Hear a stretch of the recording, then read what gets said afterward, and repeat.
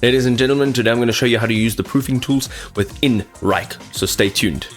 Ladies and gentlemen, Wrike's proofing tool are actually fantastic.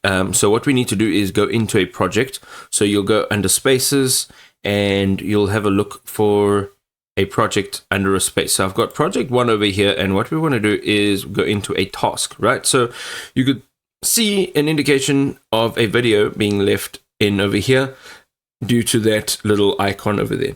Now this is possible to do this with videos, images, documents, any sort of media. Now once you go in here, it'll open up your media and you can see I've got 2 video files. Now once we click on the one video file, it'll open up in this view. If you give it a few seconds to load, and ultimately there are some buttons at the bottom over here. You can play, you can change the volume, you can skip forward and back.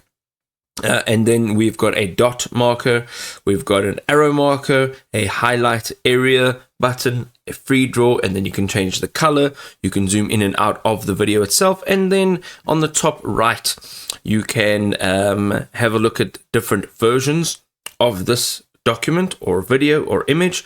You can also leave comments, and what will happen essentially is, if I just mute this for a second and push play, you'll see this video. What we want to do is we want to pause it here and we want to add a comment. Now what will happen is, let's say we click right over here and we can say use less hand movements because that's too much. You can also add an attachment. You can mention a specific user within Wrike. You can add emojis, and then you can format your text. Ultimately, if you click on send, what will happen is it'll give you the comment and it'll show you the timestamp that that comment is at. All right. Go ahead, close this, and you can now see, if you push play again, it'll continue to play.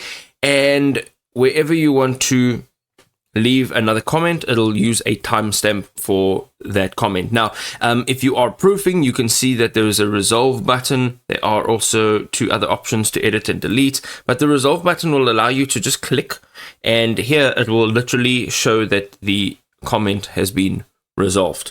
Okay, now you can also do comparisons. So let's say you've got more than one version of this document, image, or video. You can now go ahead and compare them side by side, or if you just have 2 files, you can actually compare them side by side like this.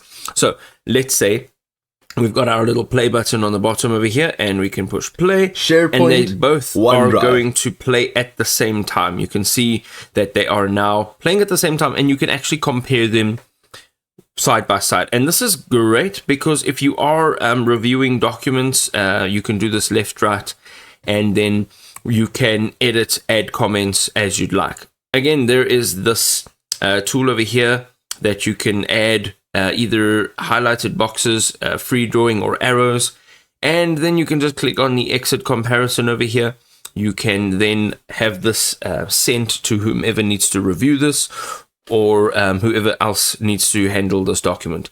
You can also change the parent task. You can switch to light theme, and you can open this in a completely new tab, which is fantastic. Now you know how to use Wrike's proofing tool.